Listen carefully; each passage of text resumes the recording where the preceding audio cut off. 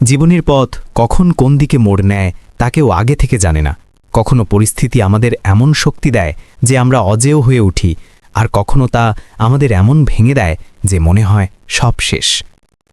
আজকের এই গল্প এমন একটি মেয়ের যার স্বপ্ন ছিল আকাশ ছোঁয়ার, কিন্তু জীবনের ঝড় তাকে এমন পথে নিয়ে গেল যেখানে আশা আর অসহায়তার মাঝে তাকে লড়তে হলো। এই গল্পে রয়েছে সংগ্রাম, ত্যাগ আর মানবতার সেই আলো যা অন্ধকারেও পথ দেখায়। যদি এমন গল্প আপনার হৃদয় স্পর্শ করে তাহলে ভিডিওটিতে লাইক করবেন, চ্যানেল সাবস্ক্রাইব করবেন আর কমেন্টে জানাবেন এই গল্প আপনাকে কিভাবে ছুঁয়েছে। আপনার প্রতিটি সমর্থন আমাদের আরও গল্প নিয়ে আসার প্রেরণা দেয়। গল্প শুরু হয় একটি ছোট্ট শহর থেকে, যেখানে থাকত রিয়া নামের এক তরুণী। রিয়ার বয়স ছিল মাত্র ২২ বছর, কিন্তু তার চোখে ছিল অনেক বড় বড় স্বপ্ন। সে পড়াশোনা করে তার পরিবারের সহায় হতে চাইত। তার বাবা এই পৃথিবীতে ছিলেন না, আর মা তার চোখের জল লুকিয়ে মেয়েদের সাহস হয়ে দাঁড়িয়েছিল। বাড়িতে রিয়ার আরও ২ বোন ছিল, যাদের বিয়ের চিন্তা মাকে সবসময় কুড়ে কুড়ে খাচ্ছিল। রিয়ার দায়িত্ব তার বয়সের তুলনায় অনেক বেশি ছিল। সে চাইত যত তাড়াতাড়ি সম্ভব চাকরি পেয়ে যাক, যাতে বাড়ির খরচ চালাতে পারে। কিন্তু বন্ধুরা, জীবনে শুধু চাওয়া দিয়ে কিছু পাওয়া যায় না। রিয়া যেখানেই চাকরির জন্য যেত, সেখানে তার সামনে হাজার হাজার ছেলেমেয়ে আগের থেকেই লাইনে দাঁড়ানো থাকত। প্রতিটি জায়গায় একটাই প্রশ্ন করা হতো, অভিজ্ঞতা আছে? আর রিয়ার কাছে ছিল শুধু বইয়ের ডিগ্রি, কোনো অভিজ্ঞতা ছিল না। ফলাফল হতো প্রতিটি জায়গা থেকে তার হাতে শুধু হতাশাই ধরা পড়ত। কিন্তু বাড়ির পরিস্থিতি এমন ছিল না যে সে হাত গুটিয়ে বসে থাকতে পারে। বাড়ির বিদ্যুৎ বিল ২ মাস ধরে দেওয়া হয়নি, আর বিদ্যুৎ কেটে দেওয়ার হুমকি এসে গিয়েছিল। মা দিনরাত চিন্তায় ডুবে থাকত।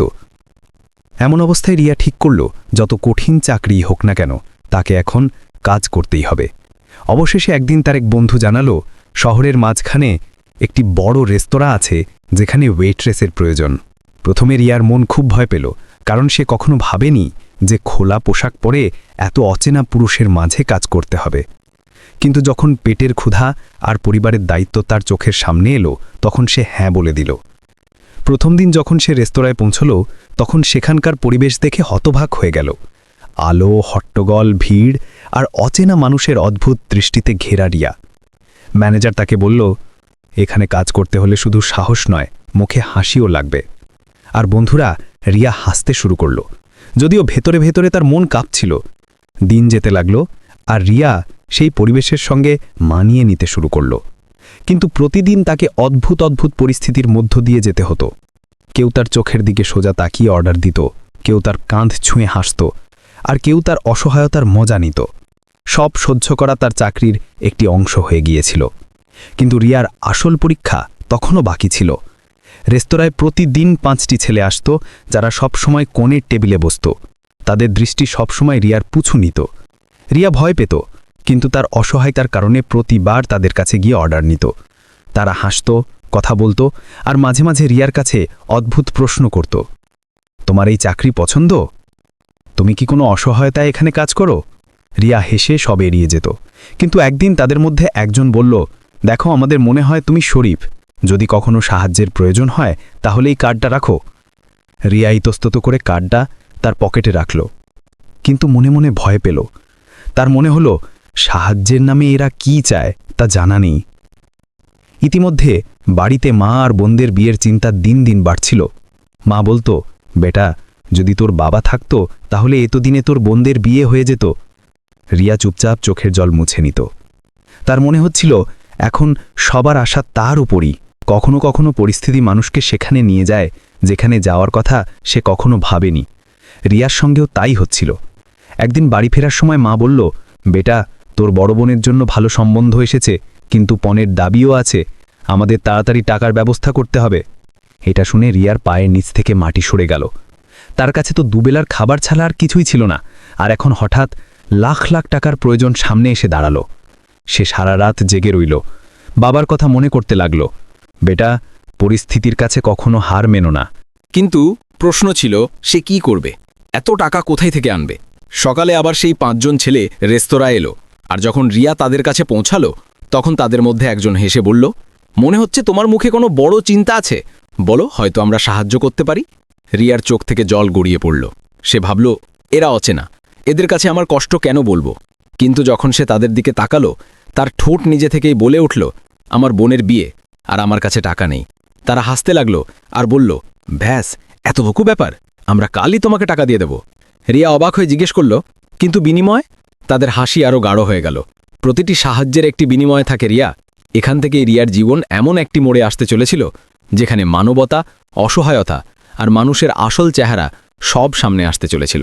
রিয়ার চোখ সেই ছেলেদের হাসি দেখে আরও ভিজে গেল। তার হৃৎপিণ্ডে ধুকপুকুনি বেড়ে গিয়েছিল। তার মনে হলো এই হাসি কোনো সাহায্য নয়, বরং কোনো লেনদেনের শুরু। কিন্তু বাড়ির অবস্থা তার সামনে দাঁড়িয়েছিল। মায়ের আশা, বোনদের হাসি আর বাবার সেই স্বপ্ন, যা এখন শুধু তার দায়িত্ব হয়ে গিয়েছিল। সেই রাতে বাড়ি ফেরার সময় সে পুরোপুরি ভেঙে পড়েছিল। মা বড় আদর করে জিজ্ঞেস করল, বেটা, কিছু হয়েছে কি? তুই খুব ক্লান্ত লাগছিস। রিয়া মিথ্যে হাসি তৈরি করে বলল, না মা, শুধু কাজ একটু বেশি হয়ে গেছে।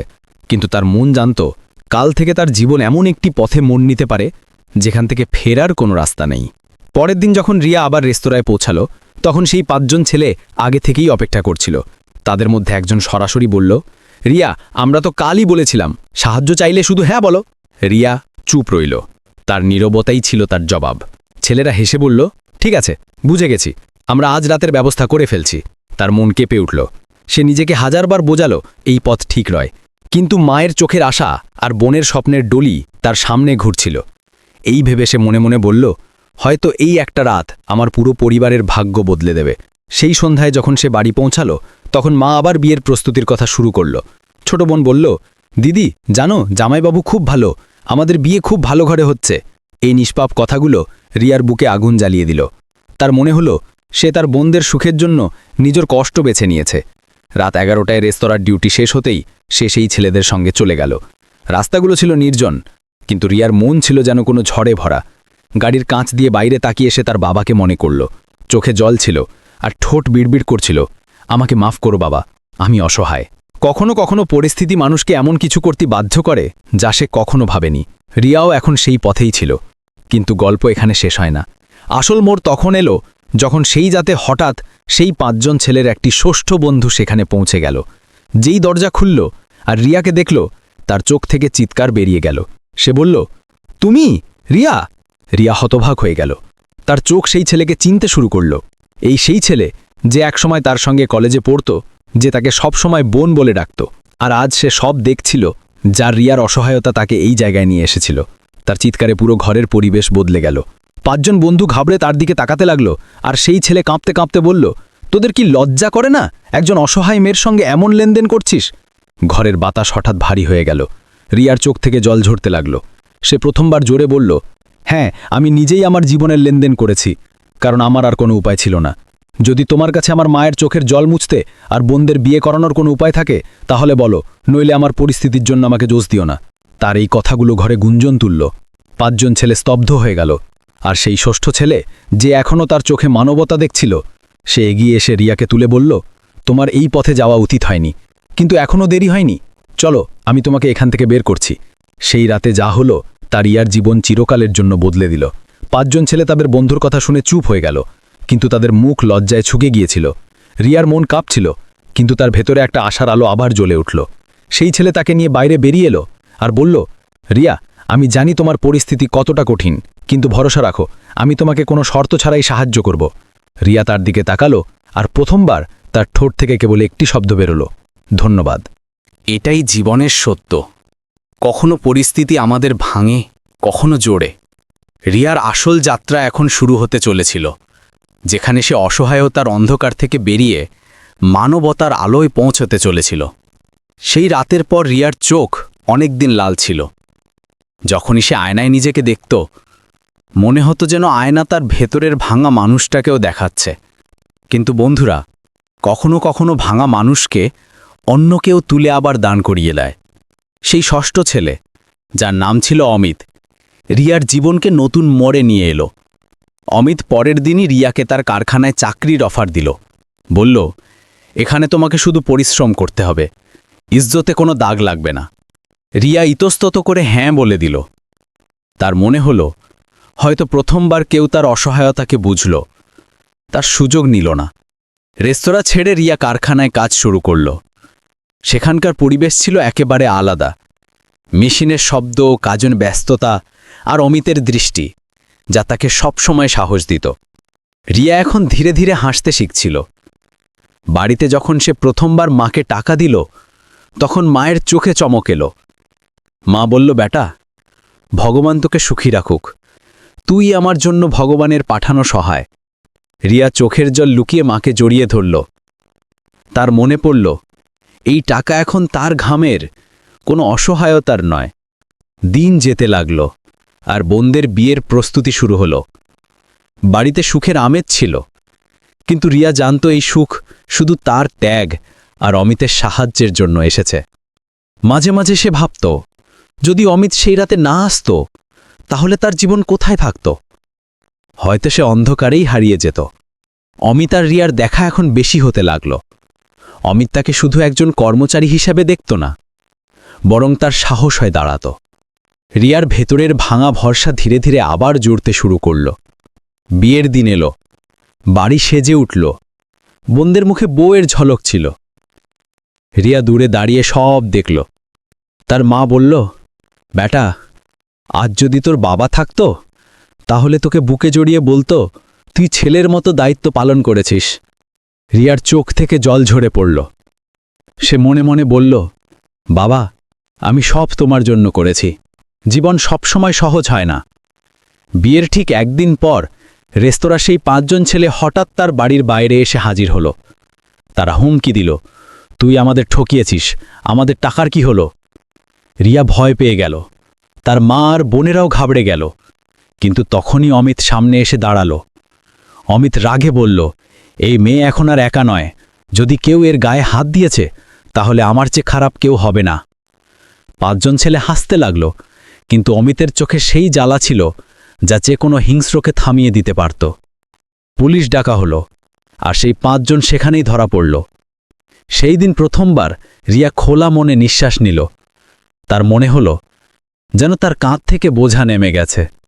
মা অমিতের হাত ধরে বলল, বেটা, আজ তুই আমাদের ইজ্জত বাঁচিয়েছিস। অমিত হেসে জবাব দিল, আন্টি, এই দায়িত্ব এখন সবসময় আমার থাকবে। বন্ধুরা, রিয়ার গল্প এখানে শেষ হয় না। এটা ছিল এক নতুন জীবনের শুরু। অসহায়তার অন্ধকার থেকে বেরিয়ে সে আবার মানবতার আলো দেখল। আর এটা সম্ভব হলো কারণ একজন মানুষ সেই রাতে তার মানবতাকে জিয়ে রেখেছিল। আজ রিয়া অমিতের কারখানায় ম্যানেজার, তার বাড়ির একমাত্র আশা আর সবচেয়ে বড় শক্তি।